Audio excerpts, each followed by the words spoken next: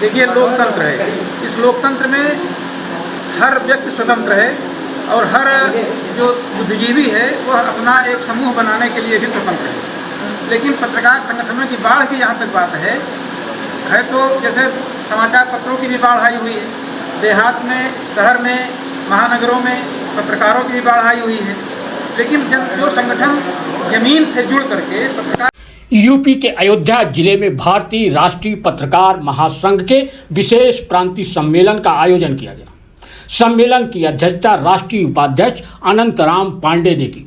सम्मेलन में मुख्य अतिथि के रूप में राष्ट्रीय संयोजक भगवान प्रसाद उपाध्याय, राष्ट्रीय संरक्षक बाल कृष्ण पांडे, राष्ट्रीय मुख्य महासचिव मथुरा प्रसाद धुरिया, विशिष्ट अतिथि के रूप में राष्ट्रीय प्रवक्ता पवनेश उपाध्याय, प्रांतीय मुख्य महासचिव मधुसूदन सिंह, राष्ट्रीय देश दर्शन प्रकोष्ठ प्रभारी प्रदीप सिंह, प्रदेश संरक्षक आजमगढ़ के रामचंद्र राय, आजमगढ़ जिला अध्यक्ष कृष्ण मणि शुक्ला सहित अन्य जिलों के अध्यक्ष शामिल हैं।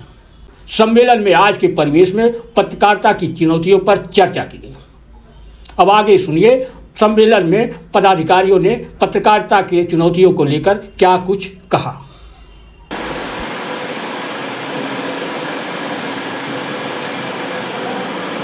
मुख्य अतिथि महोदय के द्वारा सरस्वती मां सरस्वती की वंदना, पूजा अर्चन और आवाहन करते हुए कि हमारा ये जो भारतीय राष्ट्रीय पत्रकार महासंघ अयोध्या में विशेष प्रांतीय सम्मेलन का आयोजन किया गया है, उसे मां हे मां सफल करें, पूर्ण करें।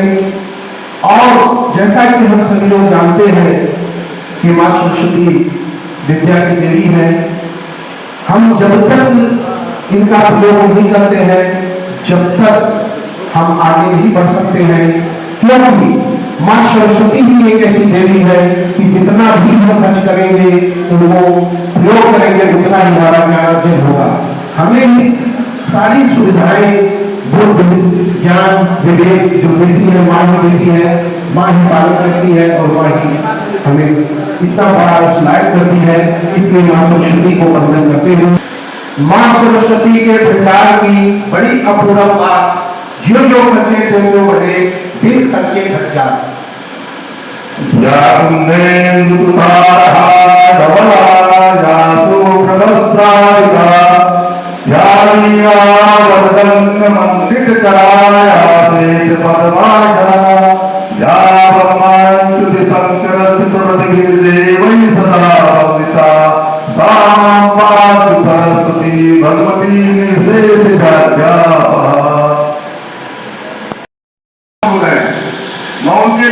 रामचंद्र राय, प्रदेश संरक्षक।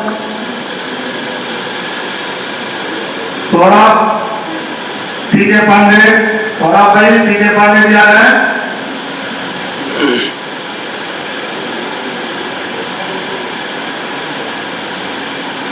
और काजी जी जल्दी आइए।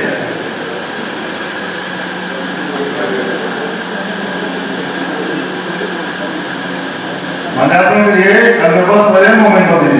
ताली बजाइए भाई, ताली बजाइए, इसको बताइए मत कीजिए। प्रदेश संरक्षक श्री रामचंद्र राय को सम्मानित करते हुए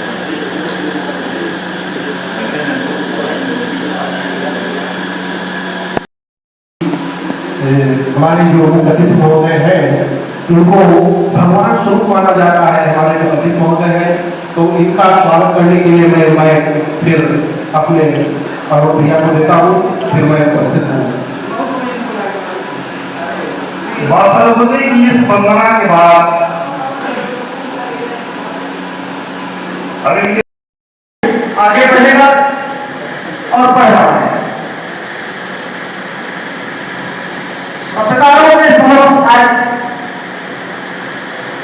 विषय है, आज के परिवेश में पत्रकारों की चुनौतियां।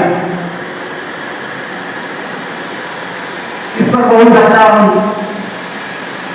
अभी वरिष्ठ वक्ता है हमारे और भी वक्ता बात करेंगे, लेकिन पत्रकारों के समक्ष विशेष चुनौतियां आज हैं। उन चुनौतियों को पार करते हुए यहाँ जो पत्रकार उपस्थित हुए हैं उनको हम नमन करते हैं, क्योंकि चुनौतियां सबके समक्ष होती हैं। कोई ट्रेन से आया है, कोई बस से आया है, कोई तमाम परिस्थितियों में जूझते हुए तमाम परिस्थितियों को पार करते हुए यहाँ उपस्थित हुए हैं। यही असली पत्रकारिता की चुनौतियां हैं कि हम अपने को कहाँ तक प्रदर्शित कर पाते। भारतीय राष्ट्रीय पत्रकार महासंघ का आज यहाँ एक विशेष प्रांतीय सम्मेलन है, जिसमें प्रदेश के कई जनपदों से पदाधिकारी और सदस्य आए हुए हैं। संगठन को आगे बढ़ाने के लिए और संगठन को गतिशील बनाने के लिए हम सब उस पर चर्चा करेंगे और पत्रकार हितों की रक्षा के लिए हम सब मिल करके मंथन करेंगे। किन पत्रकार को पत्रकार मानते हैं आप?